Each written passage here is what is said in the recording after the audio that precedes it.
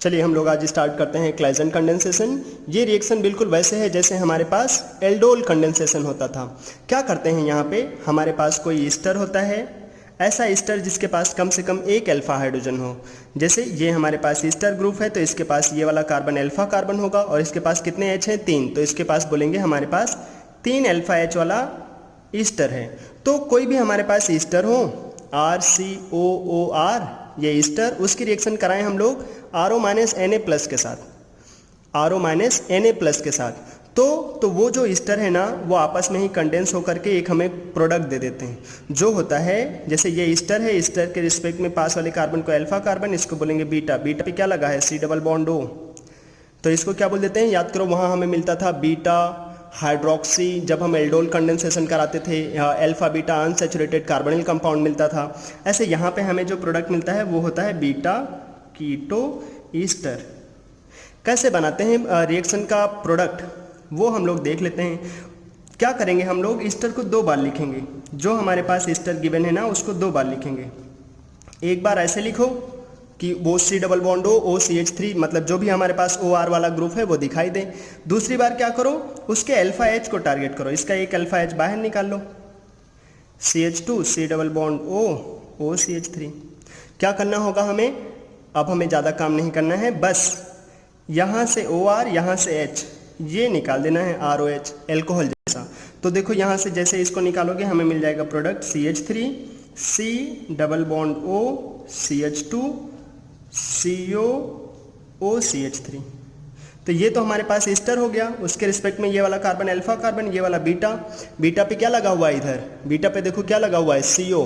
तो ये क्या हो गया, बीटा कीटो ईस्टर। हमें क्या मिल जाएगा, बीटा कीटो ईस्टर, यही हो जाएगा प्रोडक्ट। जैसे हमारे पास ये होता question CH3 CH2 COO CH3 और इसकी रिएक्शन हम लोग करा रहे होते CH3O Na प्लस के साथ। इसकी मैकेनिज्म भी हम लोग अभी सीखेंगे, बस पहले हम लोग प्रोडक्ट लिखना सीख लेते हैं। क्या करेंगे, हमें दिखाई देगा Easter RO Na plus, Easter हो RO Na प्लस हो, तो ये रिएक्शन क्लाइजेंट कंडेंसेशन को बताता है। कैसे लिखेंगे इसका प्रोडक्ट, एक बार इसी ईस्टर को ऐसे लिखो कि इसका ईस्टर वाला पार्ट दिखाई दे, C double bond O OCH3, बिल्कुल एल्डोल कंडेंसेशन जैसा होता है। दूसरी बार इसको ऐसे लिखो कि इसके अल्फा H दिखाई दें, इसका अल्फा H अलग करोगे तो ये CH, नीचे CH3, ये वाला CH3 अलग, और उसके पास जो ईस्टर है COO CH3।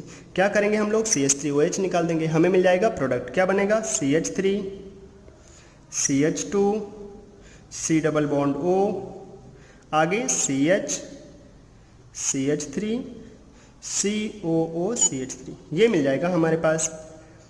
देखो अब इसके रिस्पेक्ट में ये तो हमारे पास ईस्टर है, उसके रिस्पेक्ट में ये वाला कार्बन अल्फा कार्बन, ये वाला कैसा बीटा, तो क्या हो गया ये बीटा कीटो ईस्टर। बीटा पे कीटो लगा है तो ये हो जाएगा बीटा कीटो ईस्टर। अक्सर हमें जो क्लाइजेंट कंडेंसेशन का प्रोडक्ट मिलेगा वो मिलेगा बीटा कीटो ईस्टर। ध्यान रखना चाहिए कि अल्फा हाइड्रोक्सी कार्बोनिल कंपाउंड मिलता है एल्डोल रिएक्शन में, alpha beta unsaturated carbonyl compound मिलता है एल्डोल कंडेंसेशन में।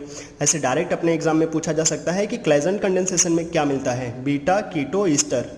कौन देते हैं क्लाइजेंट कंडेंसेशन, ऐसे ईस्टर जिनके पास कम से कम एक अल्फा H हो। अगर उनके पास एक भी अल्फा H होगा तो वो हमें एल्डोल ये क्लाइजेंट कंडेंसेशन रिएक्शन का प्रोडक्ट दे जाएंगे। अच्छा, मैकेनिज्म सीख लेते हैं हम लोग इसका। मैकेनिज्म में क्या होगा, क्लाइजेंट कंडेंसेशन का मैकेनिज्म होता क्या है हमारे पास, सोचो अगर कभी हमारे पास वाटर हो और अल्कोहल, अभी तक तो हम लोग इतना जान गए वाटर और अल्कोहल में कौन अच्छा एसिड होता है, वाटर अच्छा एसिड है, तो कौन अच्छा बेस होगा, OH माइनस अच्छा बेस होगा या RO माइनस। अगर ये अच्छा एसिड है तो ये अच्छा बेस होगा, RO माइनस ये अच्छा बेस, स्ट्रॉन्ग बेस, और RO माइनस बहुत अच्छे बेस होते हैं। तो होता क्या है, हम लोग OH माइनस का यूज़ करते थे कहाँ, याद करो हम OH माइनस का यूज़ करते थे एल्डोल रिएक्शन कराने में, एल्डोल। लेकिन ये यूज़ नहीं कर रहे हैं क्लाइजेंट में। हम क्लाइजेंट कंडेंसेशन में क्या यूज़ कर रहे हैं, RO माइनस, इसको यूज़ कर रहे हैं क्लाइजेंट कंडेंसेशन में। ऐसा क्यों, इसका रीज़न है कि जब हमारे पास कोई कार्बोनिल कंपाउंड होता है, जैसे मान लो हमारे पास है ये एसीटोन, अब एसीटोन का अल्फा H ये जब ये निकलेगा तो हमें मिलेगा CH3 C double bond O CH2 minus. अब देखो जब ये इसका माइनस चार्ज बनेगा, इसका L माइनस चार्ज, तो क्या करेगा वो CO के साथ रेजोनेंस करके वो स्टेबलाइज रहेगा। तो जो हमारे पास कीटोन होते हैं उनके अल्फा H निकलना, जब ये निकलेगा अल्फा H, तो माइनस चार्ज जो बनेगा वो C डबल बॉन्ड O के साथ रेजोनेंस कर रहा होगा। खास बात ये है जब हमारे पास यही अगर हमारे पास कीटोन ना होकर के ईस्टर होता, सोचो मैं ईस्टर थोड़ा ऐसे लिख देता कि हमारे पास होता ये CH3 C double bond O CH3। अब सोचो उसका अल्फा H कहाँ होगा, इधर, वो नहीं है ईस्टर के अल्फा H, ये तो पूरा ईस्टर है, ये अल्फा H है, इसका H निकालो, तो जब H प्लस निकालोगे तो क्या मिलेगा, CH2 minus C double bond O CH3। कोई हमसे पूछ सकता है बताओ ईस्टर का अल्फा H ज़्यादा एसिडिक होता है या फिर कीटोन का अल्फा H ज़्यादा एसिडिक होता है, तो क्या बोलोगे ईस्टर या फिर कीटोन, किसका अल्फा H ज़्यादा एसिडिक होता है? हम बोलेंगे उसका अल्फा H ज़्यादा एसिडिक होगा जहाँ से जब माइनस चार्ज बने तो वो ज़्यादा स्टेबल हो। देखो जब यहाँ पे माइनस चार्ज बनाओगे C डबल बॉन्ड O से रेजोनेंस कर रहा होगा, और इसके रेजोनेंस को क्या ये डिस्टर्ब करेगा? नहीं, क्योंकि ये तो रेजोनेंस नहीं कर सकता। लेकिन जब ये CH2 माइनस इस डबल बॉन्ड O के साथ रेजोनेंस कर रहा होगा तो इसका लोन पेयर, जो यहाँ पे लोन पेयर है, वो लोन पेयर क्या करेगा, इस माइनस चार्ज को इसके साथ रेजोनेंस करने से रोकेगा। इसी वजह से ये स्टेबल ज़्यादा है या कम, ये कम स्टेबल है, वो ज़्यादा स्टेबल है, क्योंकि उसका माइनस चार्ज जब CO से रेजोनेंस करेगा तो उस पाई बॉन्ड से केवल यही रेजोनेंस कर रहा होगा, लेकिन इसके पाई बॉन्ड से तो ये भी रेजोनेंस कर रहा है। इसी वजह से ईस्टर का अल्फा H कम एसिडिक होता है। मतलब अल्फा H का एसिडिक स्ट्रेंथ अगर हम लोग देखें तो ईस्टर का अल्फा H लेस एसिडिक होता है as compared to carbonyl compound.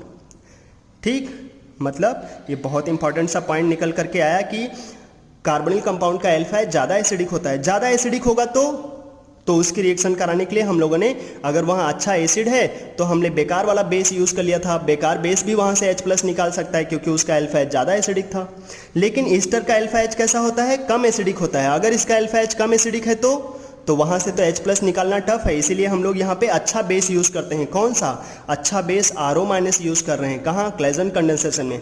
तो सबसे पहले क्लियर होना चाहिए क्लेजन कंडेंसेशन में RO माइनस क्यों यूज़ करते हैं, जबकि एल्डोल में OH माइनस यूज़ कर लेते थे। क्यों? क्योंकि एल्डोल में ज़्यादा एसिडिक H होता है, उसको निकालना टफ नहीं रहता, इस वजह से OH माइनस ही उसको निकाल लेता है। लेकिन क्लेजन कंडेंसेशन में RO माइनस इसलिए यूज़ करते हैं क्योंकि वहाँ पे जो अल्फा H होते हैं वो कम एसिडिक होते हैं, तो उनके लिए अच्छा बेस चाहिए उसको निकालने के लिए।